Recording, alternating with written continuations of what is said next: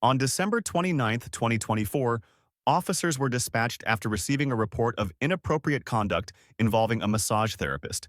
In that place, and they make you sign this big thing, like, you know, no innuendos, whatever, blah, blah, blah, blah, blah.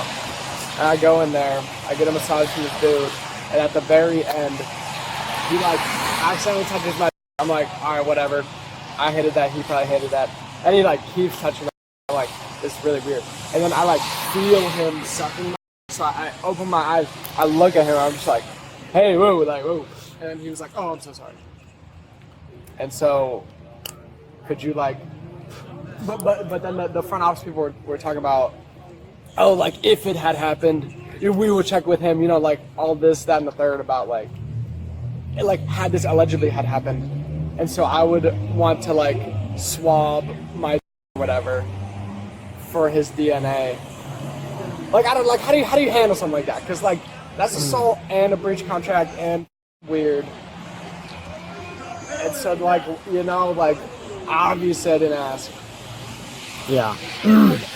What do you say? Okay. He didn't say anything. He just, like, had touched my and then had continued touching my and then started sucking my and then I, like, shot up and was like, hey, dude, like, stop. It's kind of wild. You visiting here? Yeah, we're just on vacation, you know, like, getting massages with my siblings. None of my other siblings had this experience with any of their people. You guys all went? Like, yes. a bunch of you? Okay. Yeah, and the dude's name is Hector, the guy, the masseuse.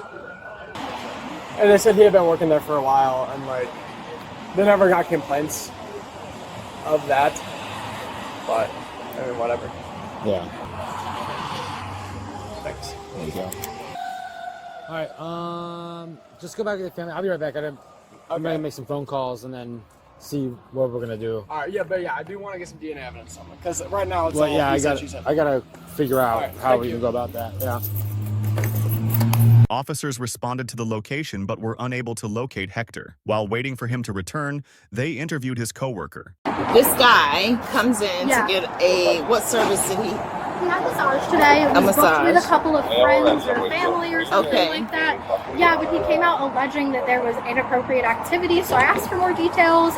They were kind of giggling and laughing, telling me about it, which I thought was kind of odd, but I was like, you know, obviously if that is what occurred, like, that's not up to our policies. And I did talk to Hector about it, and he said, no, nothing like that happened. You know, there was, like, you seemed to be excited during the massage. I asked if everything was okay. The massage went as planned, and then he stayed through the whole session, and that was that. They checked out and then came back in and told me this information, which I thought was a little odd, but So he goes into the room with Hector by himself. He's solo. Yeah, all the massage rooms are So private. he goes in with Hector by himself, and then how long is his massage for? 80 minutes. So it's 80 minutes. And so he stays through the whole session.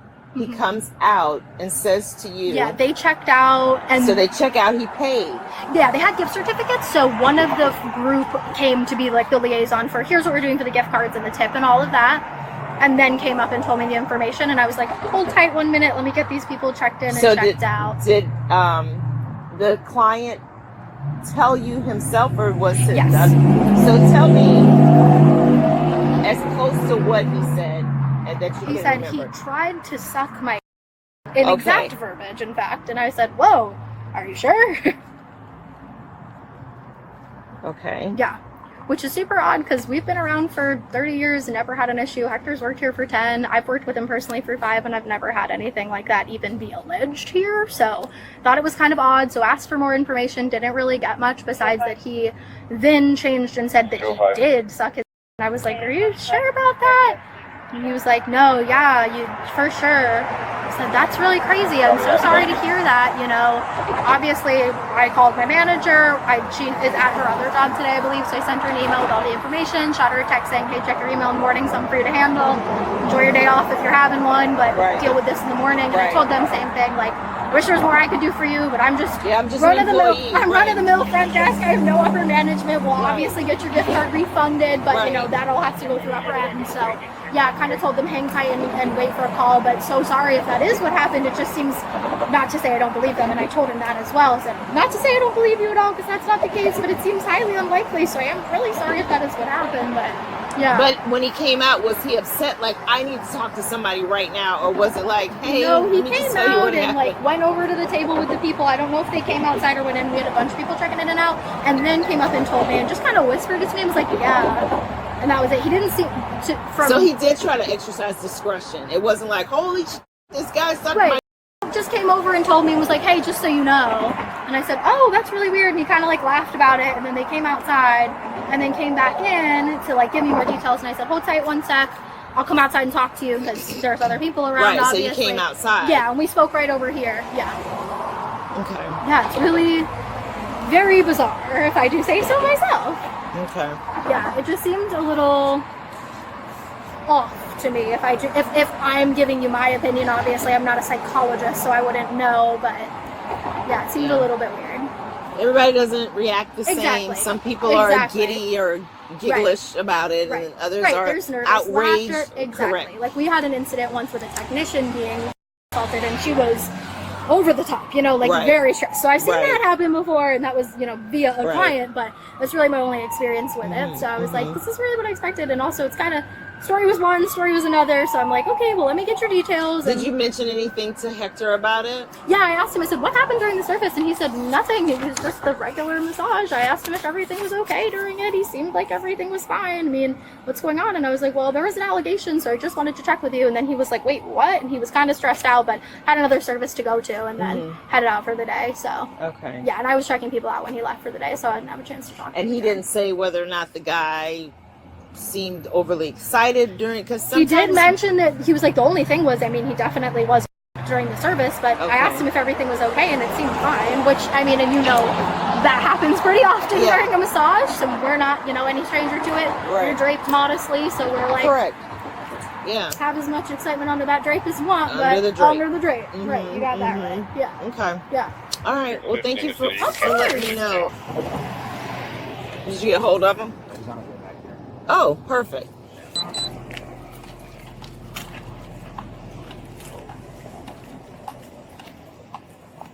Do you have an ID on you, Hector? Thank you so much. Yeah. Thank you.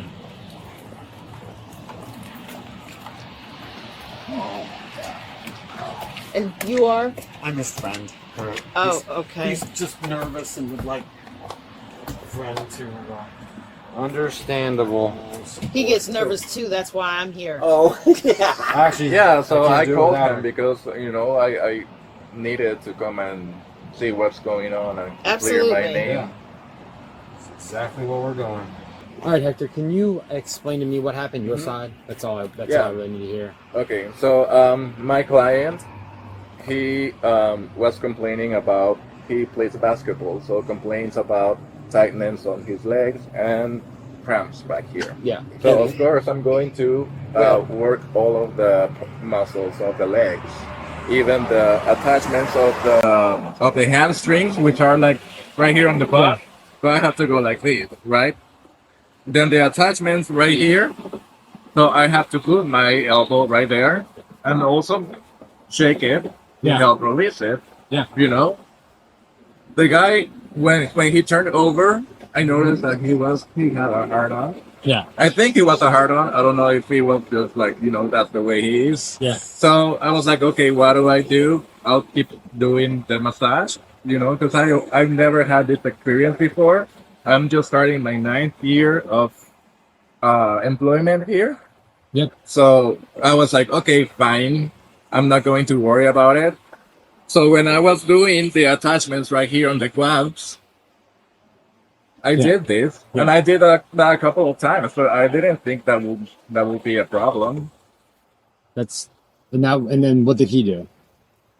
I said, "Are you okay?" And he said, "Yeah, I'm fine." But he didn't say anything else.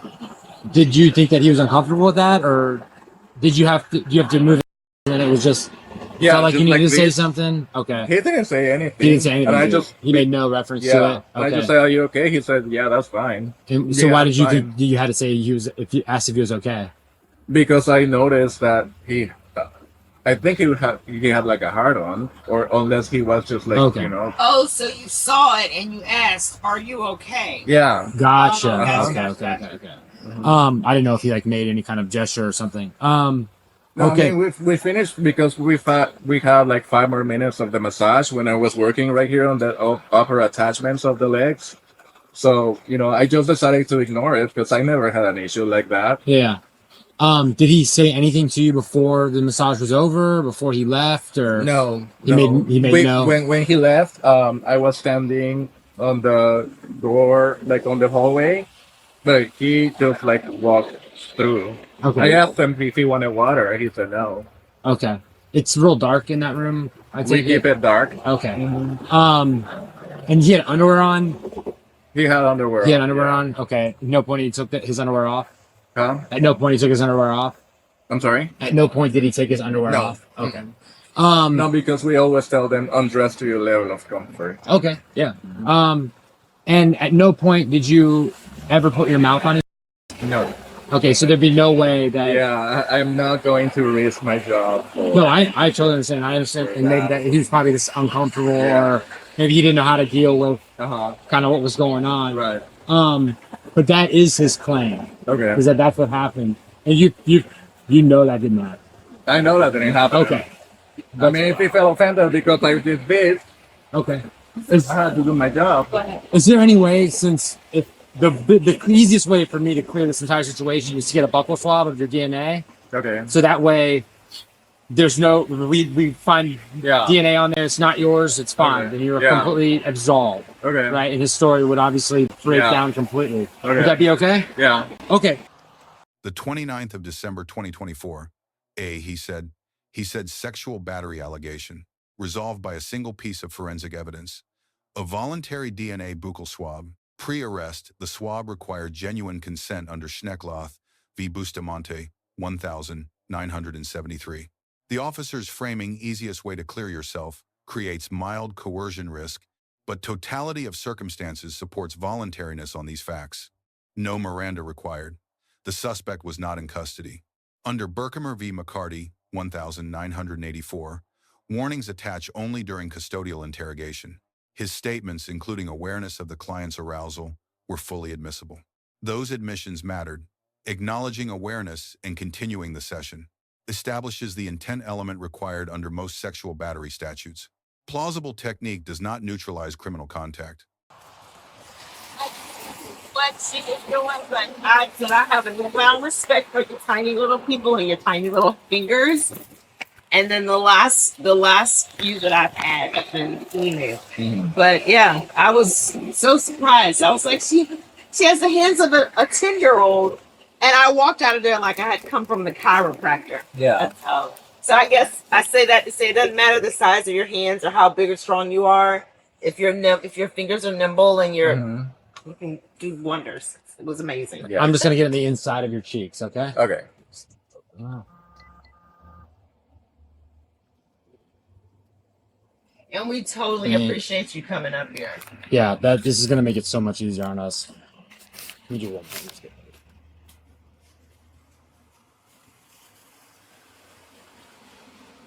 Thank you so much. Yeah, but just based on his claims, this will just immediately rule it out. And Okay. then, you know. From before. Hey, I know you wanted to talk to an attorney. You never really got back with me. You never did? No. So, Okay. um, I do have her card. She said she was going to get in touch with you. So it's this one right here. It's from Carson Meissner. okay. And it's Diana. I'm gonna email her too because, as I said, I hired her at the beginning of January. Okay. And I've been reaching out like almost every couple of weeks saying, have you heard anything from them? Reaching out to her to see if she's heard anything from me. Yeah. Well, no one ever told me who she was, so I couldn't call her. Oh, Because you said you were getting an attorney, but then you never told me who the attorney was. okay. You understand? Like, I can't call someone down or they don't exist. Right. Oh, okay. I didn't know I had to tell you because she said that she was going to reach out to you personally. Oh, yeah, no, she never did that. So just so you know, we obviously got back the results of that test. Yeah. All right, so with the evidence that's there, we do have PC for your arrest. Okay. So if you want to step out, we want to take you in so that you can get processed, and then that'll push the process along. Okay.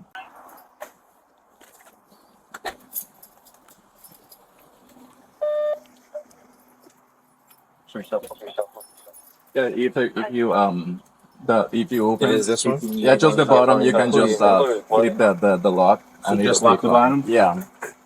Port number 1109, again 1109, Okay. 2078 You can go this one. This one? Yeah. I'm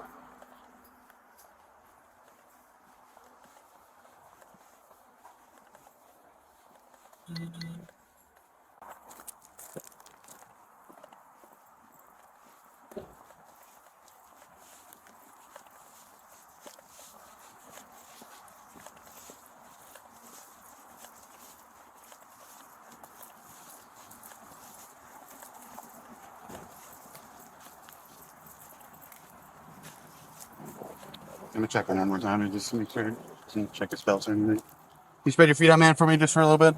Nothing else on you, right? Just making sure before you go in the back of the car. Mm-hmm.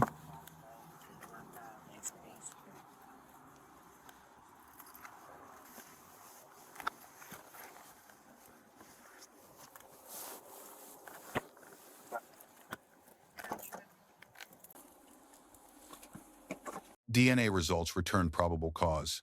Under Illinois v. Gates, 1983, totality of circumstances, victim account plus forensic corroboration, clears the threshold with margin. The arrest was legally sound. Grades. Officer, A-. Withheld arrest pending forensics textbook restraint under Graham versus Connor. Strong rapport-based interview. Deduction. DNA consent advisement. Lacked an explicit right to decline warning, creating minor appellate exposure. Complainant, B+. Consistent account, exercised discretion, and decisively, proactively requested forensic evidence. That initiative converted a credibility dispute into a forensically resolved case. Suspect, B-. Speaking without counsel was a critical error. Under Doyle v. Ohio, 1976, silence cannot be used as evidence of guilt. He had every right to refuse both the interview and the swab. Cooperation without legal advice cost him the case. Spa manager, A-. Accurate, unbiased, cooperative. Did not shield the suspect. Her candid account served the investigation without undermining either party. Key lessons. 1. Forensic evidence ends ambiguity. Secure it early. A victim's word plus DNA is categorically stronger than a victim's word alone. 2. Good faith is not a legal strategy. Suspects who voluntarily cooperate believing innocence protects them, routinely produce the evidence that convicts them. 3. Consent to biological sampling must be unambiguous. Officers must explicitly state the right to decline. Implied pressure, however subtle, creates suppression arguments. Let's turn on the car. Can you show me see how that? Let us know if there is an interaction or legal topic you'd like us to cover in the comments below. Thank you for watching, and check out our second channel, Street Bodycam, for more.